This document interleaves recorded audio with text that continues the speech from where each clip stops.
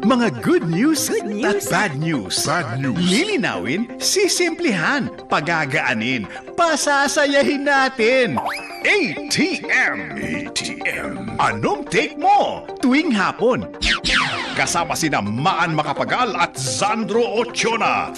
ATM. ATM. Anong take mo? Dito lamang sa solid na DZMM Radio Patrol sa Istrenta at DZMM Teleradyo.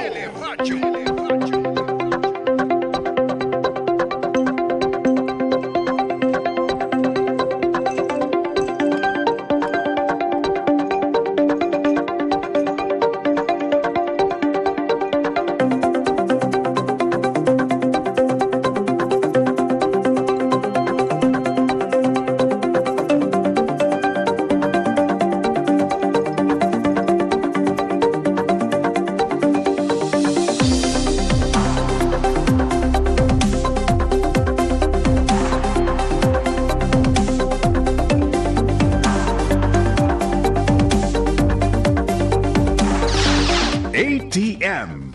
Anong take mo sa DZMM? Maraming salamat sa Diyos. Araw na naman ngayon ng Miyerkules. Ang bilis ng panahon, 20 na agad sa buwan ng Mayo 2026. Muli hungsa sa inyo nationwide. Ito po siyempre nag-iisang palatuntunang ATM. Anong take mo? Ano ho bang take ninyo mga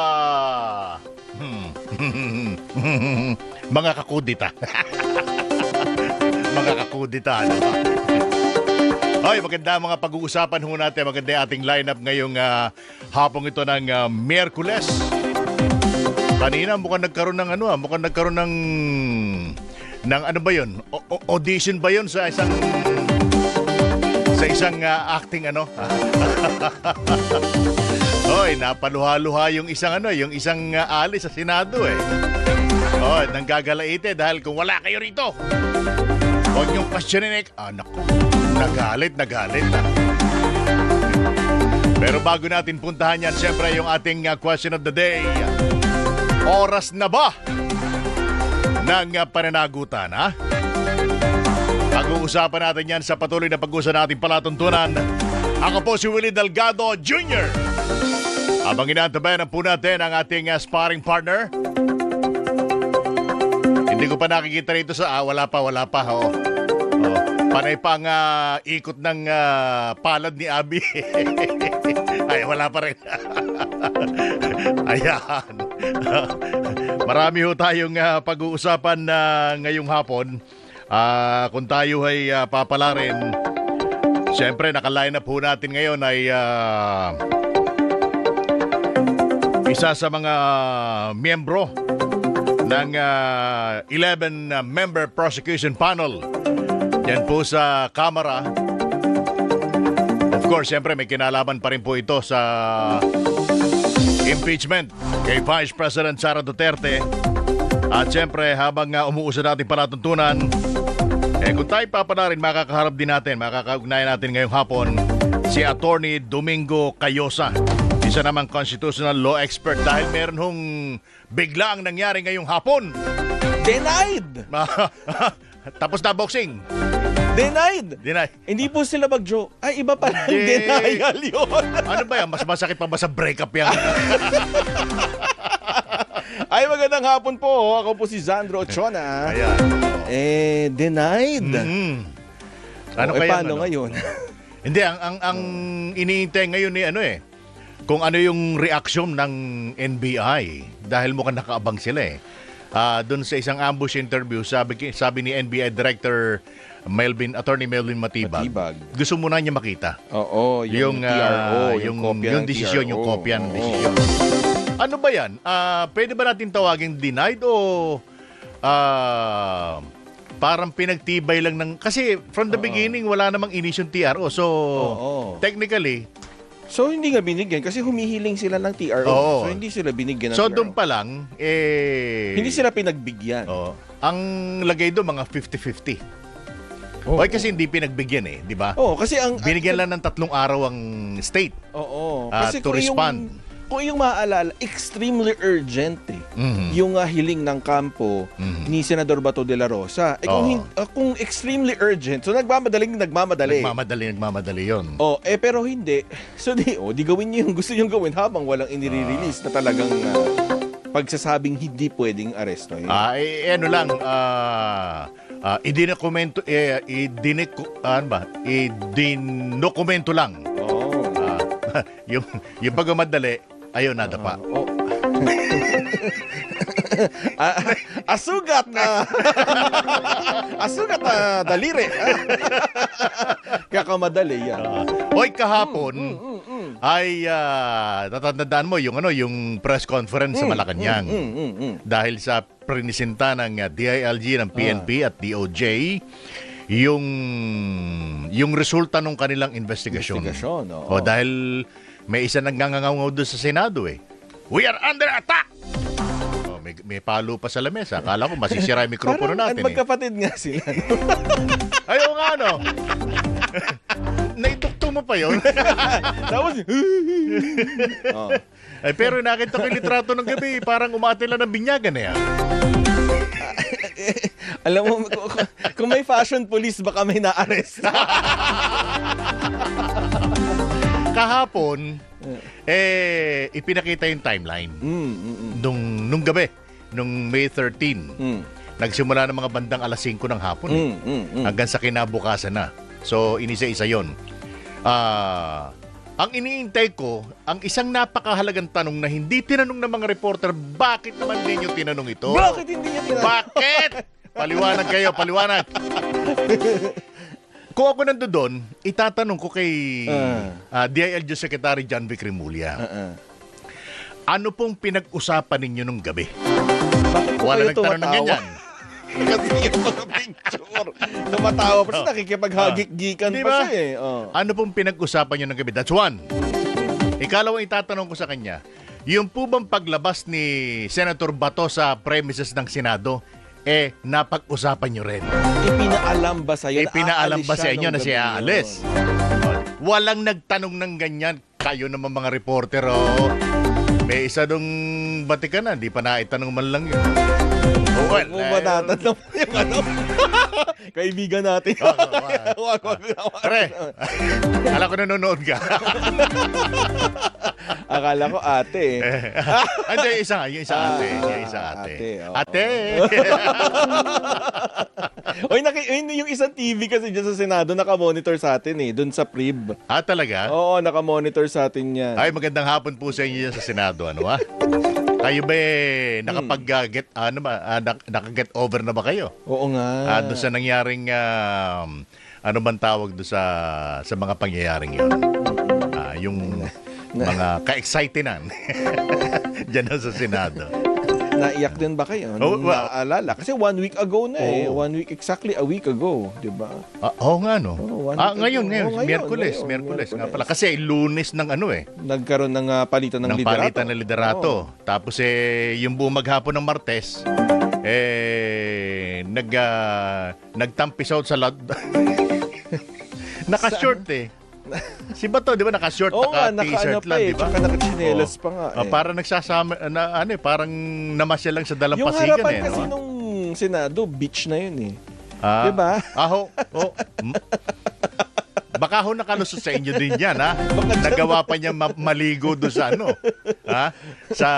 doon sa beach sa may bahagi ng ng Manila Bay. Manila Bay na yun. Manila Bay na actually, even yung kinatatayan ng Senado, kung hindi ako nagkakamali, reclaimed area na yan. Reclaimed yan nung panahon ni dating Pangulong Ferdinand Marcos Sr. Ba't natatawa ako yan? Kasi nakikita ko yung ngiti mo. So nagkakatotoo. Sabi ko sa inyo, standby lang kayo. Mas masaya yan. Mas masaya to. Standby lang kayo, mga PRTV reporters. Standby lang kayo. Mas huwag niyong kalilimutan magdala ng bitbitin niyo inyong mga tampipi. Para kargahan ninyo ng inyong mga pamaleta. Hindi gaya namin nung araw na dati, nagsa-side by pa kami eh. Hindi, pero naabutan ko nung Radyo Patrol reporter ako, meron akong isa pang bag. O kaya meron yung lalagyanan ng ganyung crate na plastic na hindi nababasa pag nakatakip. Andun yung mga damit. Ganon. Oo. Ay kami naman may mga pagkakataon, papauwi ka na, palatakbuhin ka. Tatawagan ka ni Danny Halili. Takbo ka na tunay. Papadala lang kami ng budget. Na-experience ko rin yan. Hanggang alas 5 lang ko ng madaling araw. Ayan. May aksidente. 4:55 ng madaling araw. Tumatawag ang desk. Talaga? Kailangan mo tumakbo kailangan ng mo Isabela nga yata yun. Hindi, ganun kasi during those days. Those were the days, no?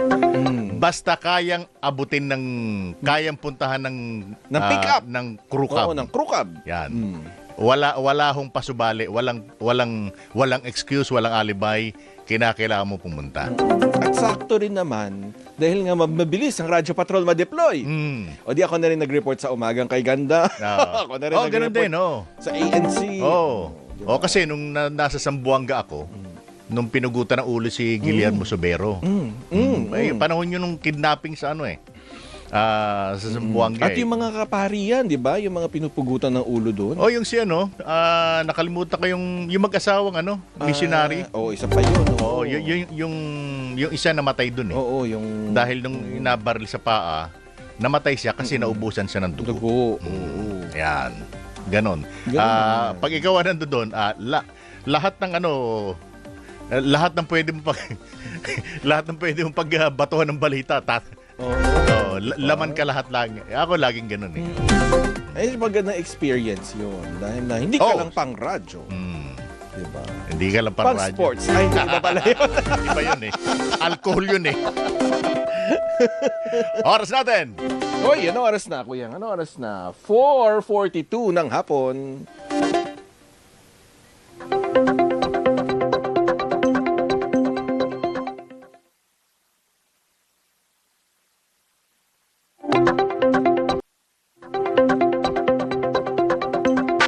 ATM. Anong take mo sa DZMM? Nagbabalik po ang ATM. Anong take mo? Ready na? Sige. Yan. May makakausap tayo mula dyan sa Kamara at isa sa opisyal na miyembro ng 11-member prosecution panel. Siya din yung Vice Chairman ng House Committee on Justice. Nasa linya po natin si Representative Isabel Zamora. Kong Bel, magandang hapon po sa inyo. Hi, magandang hapon po. Magandang hapon, Sir Sandro and Sir Willie at sa lahat po ng tagapakinig. Itong pagsisimula ng mismong impeachment trial, may hindi pa po agad-agad, kasi nga po may hinahanda pa, may 10 to 15 days pa bago talaga makapagsimula itong impeachment trial. Anong mangyayari dito sa prosecution pa, bago itong pagsisimula talaga nung mismong impeachment proper? That's correct. Well, under the rules on impeachment, the Senate rules on impeachment, binigyan muna ang mga parties ng time to file their respective pleadings. So upon service of the summons to the Vice President, meron po siyang 10 days within which to file her answer. And then upon our receipt, 5 days naman po to file our reply. In the meantime po, kasi may period nga na tumatakbo, kami naman po ay nagpre-prepara para po sa trial. We are reviewing, we are studying. Parang nga pong bumalik kami sa law school. Siyempre kailangan namin mag-prepare just in case the senator judges will ask us questions. And more importantly, we are preparing for trial. We have to review the evidence that we have, and we have to talk to possible witnesses. So yun po ang ginagawa natin in the meantime. May report po ngayon mula dyan sa Kamara na naka-ready na daw ang ano po yung iniready ngayong araw na ito ng House Prosecution Panel? Well, this morning, this whole day, we were actually just studying. We were attending lectures, so that we may be, ang tawag doon, bumalik sa amin ang mga pinag-aralan namin noon. Oh, parang mock hearing, ganun ho ba? Actually, hindi pa po kami nag-mock hearing, nag-mock trial. Ano po kami? Study time po kami kanina talaga. Oh, sino po yung posibleng sa mock trial po? Sino po posibleng tatayong Vice President? Actually, hindi pa napag-usapan yan. And ang practice namin ay kumbaga kung anong possible questions na itatanong. So, most likely based on the rules of evidence. So, yun po ang pinaghahandaan po natin. Doon po sa 4 na articles, I understand may mga kanya-kanya na po kayong assignment. Opo. That's correct. Opo. Napunta po kayo sa, saan ba yun? Sa threat? Sa threat? At saka sa bribery po. Opo. Ano po yung, I don't know kung pwedeng nyo na i-share, no? Ano po yung magiging approach pag pinag-usapan na po yung may kinalaman sa threat? Ay, naku po, hindi namin pwedeng ikwento yan ngayon kasi simula nung nag-convene ang impeachment court, pati po ang prosecutors, pati po ang kabila, ang defense counsel, we're all under sub judice, meaning hindi namin pwedeng pag-usapan ang merito ng kaso. Oo nga pala, nabanggit nyo na rin lang yan. Since magsisimula na po yung trial, and at the same time, meron na po kayong inassign din na siyang magiging tagapagsalita dyan po sa panig po ng Kamara. Paano po yan? Kapag halimbawa, ganito po ba, hindi na rin pwede na hatakin kayo for interview? Well, gaya po ngayon na I said I would accept your interview. Pwede naman po kaming ma-interview except we Huwag lang have pag-uusapan to yung merito. filter lang po. Opo, pagdating sa merito, pagdating sa yung mga important na bahagi ng impeachment case, ebidensya, or the proceedings, kung anong mangyayari, kung anong gagawin po namin, hindi po kami pwedeng magbigay ng pahayag ngayon. Sige po, naiintindihan po namin yan. Pero since hindi pa naman po nagsisimula, samantalahin nyo, sabihin nyo na ho ngayon yung mga tatanong. Kasi nag-convene na nga po ang impeachment court. Hindi na so, pwede. opo. Pero ayun nga po, kunyari, sa interview, pag tinatanong naman po kung anong ginagawa namin, yung mga bagay na yun, pwede namin sagutin. Hindi bale, wala naman nakikinig pa yata sa atin sa impeachment court dahil nagkakagulo pa sila hanggang ngayon dun. Oo nga po, may iyakan pala kanina. Updated si Kong, ha? Updated kayo, hindi nakalagpas sa inyo yun, ha? Hindi, pero Kong Bel, kasama po ba doon sa magiging discussion ninyo o ebidensya ninyo yung definition ng threat tsaka kung meron ba talagang conditional threat? Okay. Well, again, no, I don't want Sinabi to nga, touch the merit. ang tigas ng ulo ni Sandro. Kong, baka lumusot eh. Ang tigas ng ulo eh. Alam niyo naman ang sagot natin dyan dahil ilang beses na nating tinalakay yan sa Committee on Justice hearing. Diba ko? Samantalahin nyo na, Kong. Magsalita na kayo kaysa tubigin namin kayo. Hindi, kasi importante nga to kasi nandun nakabase din yung depensa naman, 'di ba?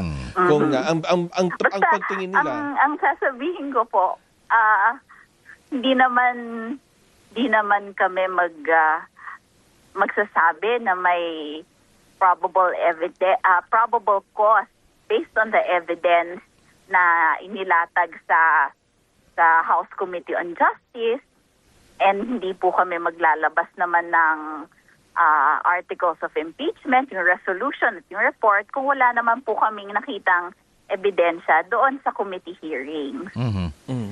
How credible po yung mga hawak ninyong ebidensya? At how credible yung sa tingin nyo kung paano i-handle ito ng Senate Impeachment Court? How credible? Basta kami po, I don't want to Careful. go into the details, but we are confident po na ang hawak naming ebidensya ay credible and we have enough evidence naman po. Yan po ba mga committee, yung mga articles assignment na yan may pumili ho ba dyan o ano yan, nagpalabunutan, paano pong ginawa ninyo? Actually, pinili din and ano din po, based on our what we were handling last year. Remember, last year pa lang po, siguro kalahati po sa amin ay miyembro ng yung prosecutors last year. So, yung iba po based on our assignments last year. Hindi pa naman siguro kayo mga malilimutin para makalimutan nyo kung paano yung preparation last year, di ba? Kasi in fact, tuloy-tuloy nga po until nilabas yung decision ng Supreme Court last year, kami po ay tuloy-tuloy na nagpre-prepare. So until maybe July, nag-aaral pa rin po kami for possible impeachment trial last year. Teka, totoo ba yung na sakali mang hindi i-allow na buksan yung mahiwagang box, okay lang sa prosecution? Ay, hindi po natin pwedeng pag-usapan yung mahiwagang box na yan. But basta kami po, we will do our best to make sure that all of the evidence that we have will be presented. Ito pong siguro medyo ilayo natin ng konti dun sa usapin ng mga ebidensya. Kung Bel, kasi kahapon nagkaroon ng press conference ang prosecution panel. At parang isa dun sa mga naging tanong, parang hindi ba, kumbaga na isasantabi yung fact na may 32 million voters itong si Vice President Sara Duterte. So parang ang nagiging usapin, political sa 2028 kaya may impeachment. Paano natin kukumbinsihin ang sambayan ng Pilipino na itong isinasagawang impeachment ay hindi tungkol sa 2028 elections? Sige lang, Cayetano. Sige. Okay. Ganito po. Siguro para maintindihan din po ng taong bayan ang ating role dito. May nagsampa po ng complaint sa House of Representatives, and once may magsampa ng complaint for impeachment against any impeachable officer, any impeachable official, kailangan po magpatuloy ang proseso. Kaya nga po, ginawa natin ang proseso na inilatag ng Supreme Court at tayo po ay nagkaroon ng hearing sa Committee on Justice. Sinunod natin ang prosesong inilatag ng Committee on Justice, ang prosesong nakalatag sa Constitution natin at saka sa Rules on Impeachment. Ngayon po, again, on our part, hindi po kami namumulitika dahil trabaho namin bilang miyembro ng Committee on Justice na i-hear o tingnan ang sufficiency in form, sufficiency in substance. Nakalatag po kasi yan sa ating rules. Ngayon, naintindihan ko po na meron tayong upcoming elections. And again, ito naman po ay usapin ng accountability. Gaya po ng sinabi ko kahapon, may nagsampa ng kaso. Kailangan din nga po natin para malaman kung may kasalanan ba yung respondent. So, ayun po. This is about accountability. This is about protecting the office of the Vice President. Dahil we have to make sure na ang taong nakaupo sa isang napakataas na pwesto ay karapat-dapat na umupo doon. Kong Bel, kahapon dun sa press con, isa sa napagtuunan ng atensyon ng media, yung isa sa mga kasama ninyo sa panel, si Yes. Bukidnon Representative Keith Flores, Yes, na yes. lumalabas na hindi siya bumoto dun sa nag-abstain siya, Yes, nag-abstain po siya. pero still naging part pa rin siya ng prosecution panel. Ano ba talagang kwento diyan? Well, Kong Keith yesterday said that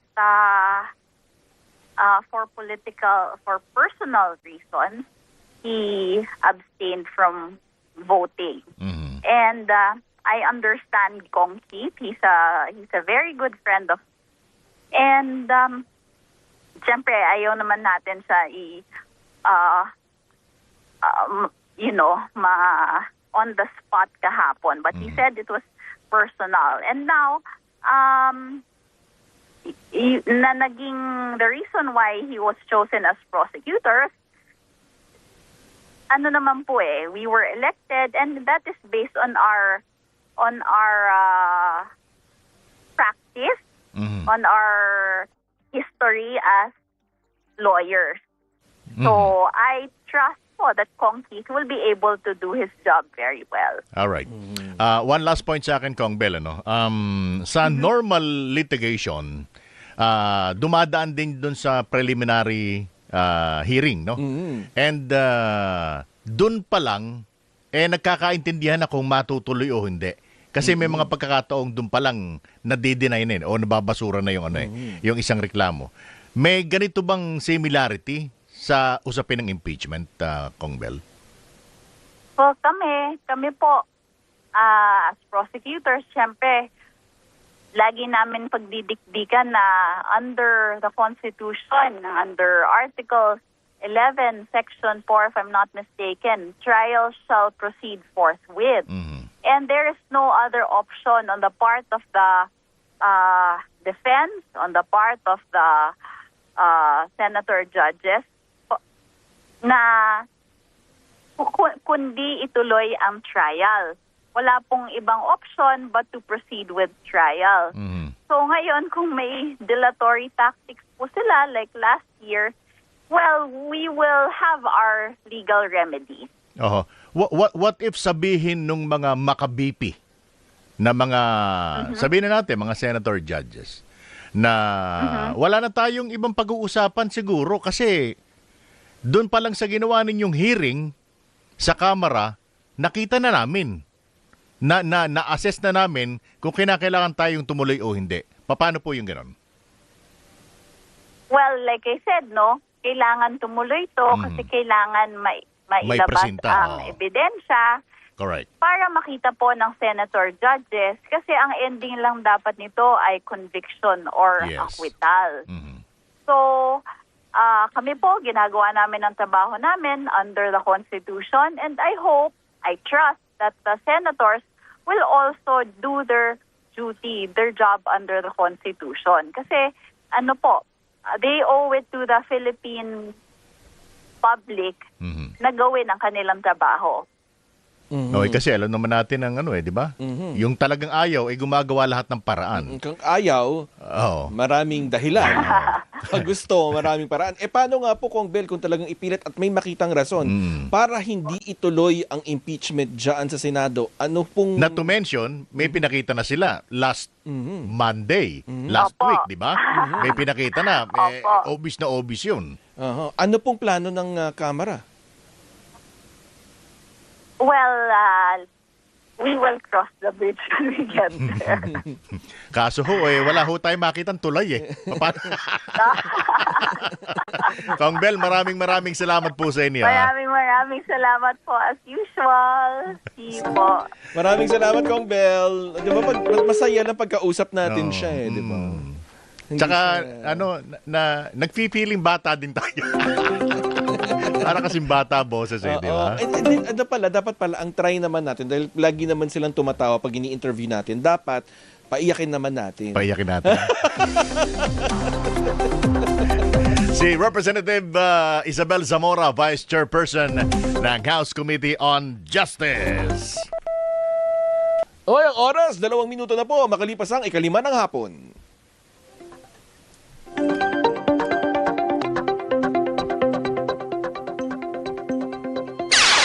ATM. Anong take mo sa DZMM?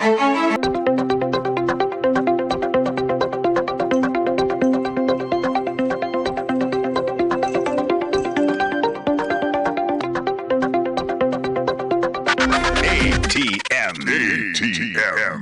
Anong take mo sa DZMM? Nagbabalik po ang ATM. Anong take mo? Ay, ma. Okay, ito magandang na pala. bati nga pala nating si Sino yan? Sino yan? si Kong Alas kahapon. Ay, nakikinig pa rin hanggang ngayon. Nakikinig pa rin hanggang ngayon. Wow. Hindi na nagpati ng radyo eh. Oy, huwag na ililipat yan, ha. Dito lang yan. Dito lang yan, Kong Alas, ha. Sinasabi namin sa iyo. Ayan. Alright, nasa linya naman natin via Zoom si Attorney Domingo Cayosa, na isang constitutional law expert. Attorney Cayosa, magandang hapon po sa inyo. Welcome po sa ATM. Good afternoon, magandang hapon sa ating mga kababayan. Opo, Attorney Cayosa, maraming nakikinig sa atin ngayon, mga nagta-tricycle, hanggang dun sa mga manginginom dyan sa kanto. Pwede ba natin ipaliwanag sa kanila kung Ano doon sa abot ng kanilang maintindihan nila yung pag-deny ng Supreme Court doon sa TRO request. Ano po ba ibig sabihin nitong sa botong 951 hindi ho pinagbigyan yung kahilingan na magkaroon ng temporary restraining order and or status quo ante order o yung SQAO na inihain po ni Senador Bato de la Rosa. Ano po ba ibig sabihin nito? Ang ibig sabihin niyan ay hindi ahadlangan pansamantala ng Supreme Court ang executive branch na ipatupad yung ICC warrant of arrest. Okay. So, ibig sabihin po, pwede na siyang arestuhin ng NBI, pwede nang ipatupad habang wala yung TRO o itong SQAO. Tama po. Kahit nga hindi hinintay itong pinakabagong development, yung pag-deny ng request for a TRO, pwede naman nilang ipatupad. At pinapatupad nga nila. Nagkaroon lang ng temporary stand-down daw para maiwasan ang kaguluhan. Pero ang isang pagsisilbi ng warrant of arrest ay isang official act. Obligasyon ng gobyerno yan. Hindi ho yan optional. So it's part of their mandate. As a matter of fact, kung hindi mo ipapatupad ang isang legal na warrant of arrest, magkakasala ka din sa executive branch. So, yung pagpa-file ng petition ni Senator Bato de la Rosa sa Supreme Court, hindi ho naman ibig sabihin hihinto na yung obligasyon na yan. Hindi ho naman ibig sabihin walang bisa yung warrant of arrest. So, noon pa, pwede nilang ipatupad yan. Ngayon, nagkaroon ng temporary stand-down kasi sabi ng Presidente, sige, hintayin muna natin Supreme Court. So, ngayon, may decision na sila na talagang hindi kami magbibigay ng TRO. So, it is a very clear signal to the executive na pwede niyong ituloy yan. Katunayan nga, hindi dapat sila huminto dahil an official act of government is always presumed to be valid and regular unless properly enjoined by a court. Pero bago lumabas itong desisyon na ito ng Supreme Court, Attorney Cayosa, hindi naman kumilos officially ang Supreme Court. In fact, yung mga agencies, yung mga law enforcement agencies, laging sinasabi, nag-iintay sila ng kung ano yung magiging desisyon o magiging, ano man tawag dito, instruction sa kanila ng Executive Department. Well, hindi ho accurate yan kasi kumilos sila eh. Diba? Aarestuhin nila si Senator Bato doon sa Senado sa labas. Nakapiglas lang kasi babae nang aaresto sa kanya. Siguro mas malakas siya, tumakbo ng matulin at naghabulan lang at nagkagulo na sa loob kung ano-ano na ang nangyari. Ang dami ng mga drama, mga eksena. So dahil dyan, minabuti ng presidente, sige, huwag na muna nating ituloy. Bigyan galang yung mga senador at saka yung Supreme Court habang mailinaw ito. So they were actually in the act of enforcing the warrant of arrest despite the petition. Kasi nga naman, tama naman kasi wala namang TRO. Ngayon, mas lalong malinaw na. At mabuti naman na hindi patumpik-tumpik ang Supreme Court, hindi masyadong pinatagal ito at naglabas na ng decision with respect to the TRO. Yung main petition, wala pa hong decision yan, pero at least ngayon, malinaw-dinaw na dapat i-resume nila yung kanilang paghahanap at pag-aaresto kay Senator Bato. At least ngayon wala nang pwedeng isaalang-alang. Hindi na pwede mag-alinlangan ngayon ang gobyerno para ipatupad yung warrant of arrest. Ibig sabihin nito, Attorney Cayosa, wala na ring pwede pang ihirit itong kampo ni Pwede Senator ba itong Bato. i-appeal, Oo. Well, maaari siyang mag-file ng motion for reconsideration, pero yung decision 951 so malinaw naman ng mayorya sinabing hindi pagbibigyan. So the fact of filing a motion for reconsideration does not automatically mean na pagbibigyan yan. So tuloy pa rin ang paghahanap sa kanya. Kasi sa kasaysayan din naman ng pagpa-file ng motion for reconsideration, para bang suntok sa buwan. Di ba? Tama ho. 90% hindi na pagbigyan yan kasi pinag-aralan naman ito bago nila linabas. Napaka-importanting high profile ang issue na ito. Kaya nga, kung makita nyo dyan o makita ko o makita ng sinumang Pilipino, pwede tayo mag-warrantless arrest. So, tama ho ba ang sa amin, hindi kami mga abogado, tama ho ba yung pagkaunawa na isa sa mga ibig sabihin ng motion for reconsideration, sinasabi mo doon sa nagdesisyon, mali desisyon mo. Tama ho ba yun? Tama ho. Hindi naman ganun na kadiretsa. Hindi, parang kaya nga. Pero similar dun sa ganun, di ba? Oo, parang kulang o mali yung decision, baka gusto nyong tignan ulit. Parang ganun na. At Attorney Cayosa, hindi po ba itong hindi pagbigay ng TRO, ito rin nangangahulugan, kumbaga parang kalakip na rin doon yung pagkilala ng Korte Suprema doon sa warrant of arrest ng ICC. Of course, that goes without saying. At mahirap naman na i-deny ng Supreme Court ito, lalong-lalo na nagsalita na kaagad yung ICC. At saka, alam ho ninyo, ang issue na ito hindi bago eh. Ito ay dinulog na ng kaanak ng dating Pangulong Duterte sa Supreme Court nung inaresto siya. Ang tagal na ho yun. Pinilitis na ho siya doon. Kung talagang illegal at walang basehan yun, nagdesisyon ng Supreme Court. So they haven't given due course dun sa kanilang kahilingan. Kine-question nila yung pag-aresto at pagkadala sa dating Pangulo doon. Hindi ho sinasabi ng Supreme Court na illegal yon at hindi tama. So hinayaan nila that the presumption of regularity of official acts will prevail. Pero di ho ba parang tantamount to admission niya na merong cooperation somehow ang gobyerno sa ICC?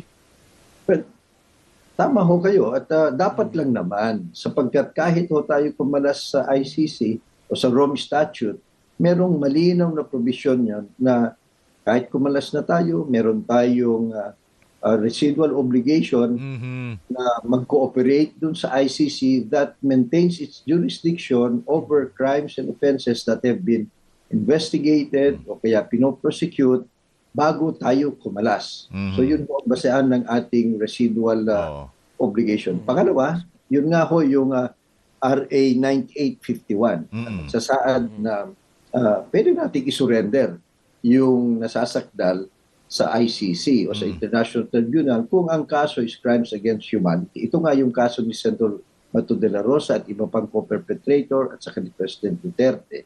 So, pag isurrender mo, paano mo naman isusurrender kung hindi mo hukuliin? At malinaw doon, may jurisdiction. Malinaw ho yun. Siyempre, yung partido lang, yung mga abogado niya, of course, panagigiit niya. Yung mga propagandist nila, yung mga kakampi niya sa Senado, yun ang kanilang sinasabi. So ngayon, mali sila. Yan ang Oo. ibig sabihin ng Supreme Court. Saan naman nila hinuhugot yung argumentong gano'n na hindi kinakailangan ng kinakailangan mo na idaan yan sa local court bago natin i-implement yan. Pero maaari, galing sa politika, pwedeng vested interest o siguro sa kanilang pag-unawa ng batas. Kasi yun ho ang nangyayari kuminsan, kung ano lang yung paborable sa kliyente mo o sa kaibigan mo o kabaro mo, yun ang iyong pagsisigaw. Hindi mo na tinitignan yung kabuuan ng lahat ng mga batas. Hindi ba somehow parang nilalansi mo rin yung kliyente mo na hindi pala dapat ganun Pero dahil sa kliyente mo siya, kinakailangan mong I don't know kung paano ba, kinakailangan mong magsinungaling o hindi naman pagsisinungaling o kinakailangan mong bigyan ng mabulaklak na katwiran ng kliyente? Well, maaari yung pabulaklak na katwiran, pero paglalansi o kaya pagsisinungaling, unethical yun, madismark ka dyan. Okay. Tsaka, Pwede ho madismark. But of course, yun nga, sasabihin niya, debatable kasi ito. So, dinala nila sa korte. Ngayon na meron ng desisyon, mag-iisip ulit sila siguro kung ano na naman ang kanilang palusot. Alright. Ngayon, Ngayong may malinaw na sinasabi ng Supreme Court, paano po yung mga tao na nakapaligid kay Senator Bato de la Rosa, especially nung gabi at saka nung umagang siya umalis? Hindi ba parang naging part ka ng paano ba accomplish ba matatawag na sa ganun, attorney? Well, ang mas malapit dyan ho yung PB 1829, yung tinatawag na Batas o Presidential Decree against obstruction of justice. Ayun. So, ang linaw-linaw ho ng batas na yan na kung sino man, anyone, public official or private individual who knowingly hinders, impedes, frustrates, or delays the apprehension, investigation, or prosecution of a criminal offender, that's obstruction of justice. So, kung mapapatunayan na ginawa mo yan, ay maaari kang makulong from 4 years and 2 months to 6 years at kung public official ka, forever absolute disqualification from any public office ka. Pwede ba maging kandidato dyan yung mga senador na nag-under protective custody kay Senator Bato? Maaari, pero ang challenge kasi dyan sa prosecution, yung proving knowingly. Yun, pwede magtanga-tangahan yung iba o kaya sasabihin nila, yun ang aming tingin, good faith kami. Pero kung pagduktudugtungin na natin, maliban ho dun sa pagpupuk ng mga senador, yung pangyayari na nagkaroon ng drama ng kaguluhan, yung pag-contempt nila sa NBI para matakot lang sila at hindi pagpatuloy yung pag-aresto at yung pagtakas niya sa loob ng kustodiya ng Senado, the circumstances might be enough to show malice and bad faith and knowingly harboring or facilitating the escape of wanted criminal. So, pwede rin ho yun. Depende ho sa kagaling ng pag-build up ng kaso para hindi nila maari o madaling sabihin in good faith sila. Lalo na, karamihan ho sa kanila, abogado. Alam na, mambabatas din mga ito, dapat alam din nilang batas. Sila nga dapat ang nangungunang rumespeto, igalang ang batas at ipatupad ang batas. Attorney Cayosa, meron lang po kaming nagmamadaling balita. Babalikan po namin kayo in just a very short while. DZMM Radyo Patrol Flash Report! Uy, kumuha tayo ng flash report. Report mula kay Radyo Patrol Bert Dizon. Go ahead, Bert.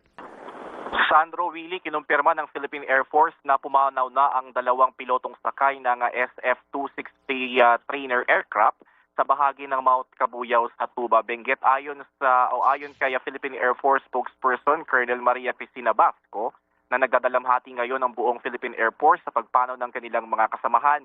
Patatandang patungong Baguio City ang eroplano para sana sa isang training mission mula Fernando Airbase sa Lipa City nang bumagsak ito kaninang alas 10:30 ng umaga. At yan, ang balitang kumpirmado. Sigurado, ito ang Radyo Patrol. Bert Dizon, DZMM. Maraming salamat, Bert Dizon.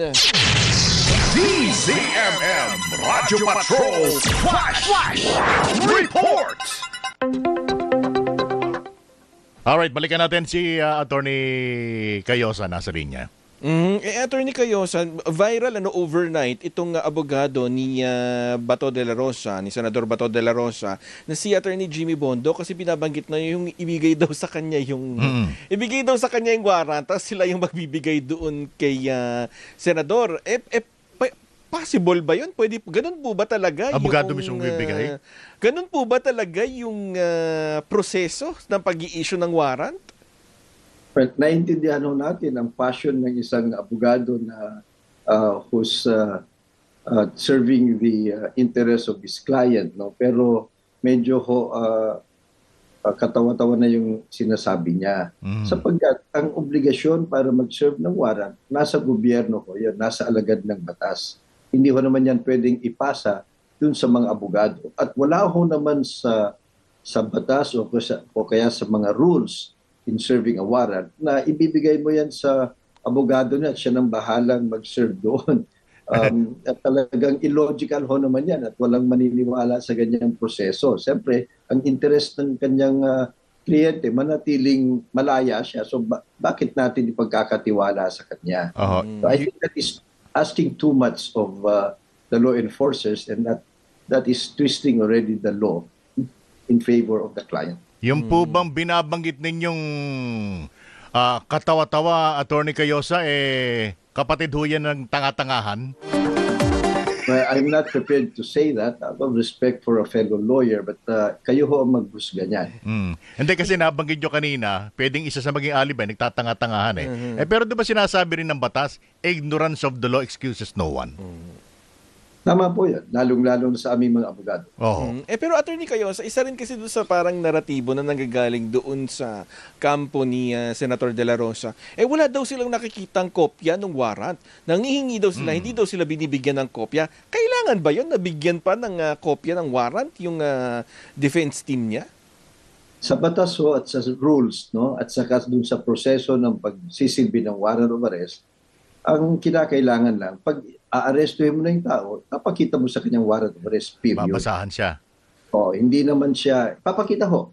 Hindi ho naman kinakailangan ipaalam sa lahat. Hindi naman kinakailangan ibigay sa kanyang abogado at pag-aralan niya. Same din ho ba yan ng mga warrant dito sa atin sa Pilipinas na kapag isinerve ay binabasahan din ng Miranda rights? Tama ho. Ganun nga. Kinakailangan. That's a constitutional right sa atin. So, yan ho yung pagbabasa ng Miranda rights. Pag-explain o pagsasabi sa tao na inaaresto ng kanyang karapatan sa ating konstitusyon, yan ho base sa konstitusyon, which adopted an earlier ruling of the Supreme Court na kinakailangan ho daw sabihin sa kanya. Para masigurado na yung karapatang pantao nung naaresto, hindi ho naman nababaliwala. And then yung binabanggit mo kanina, Sandro, na ini-insist nung nagpapakilalang counsel ni Senator Bato na makakuha siya ng kopya. Prior to that, meron bang counsel on record sa ICC si Bato bago lumabas yung warrant? Wala naman, di ba? So bakit sila bibigyan ng kopya? Tama ba, Attorney?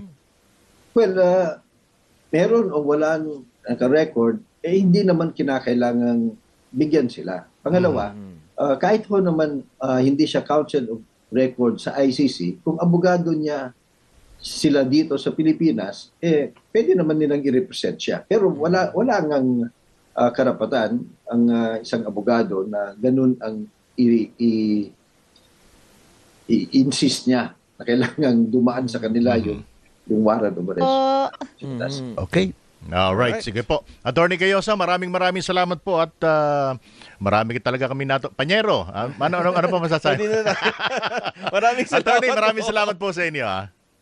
Maraming salamat. Magandang hapon po sa lahat. Magandang hapon po sa inyo. Si Attorney Domingo Cayosa, isang constitutional law expert.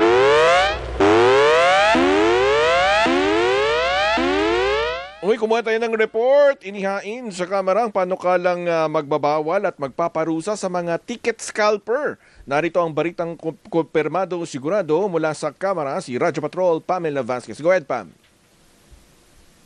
Yes, Sandro at Willie, layo ng House Bill number 9171 na matiyak ang consumer protection at ang patas na access sa entertainment events sa pamamagitan ng ticket scalping o pagbebenta ng nabiling ticket.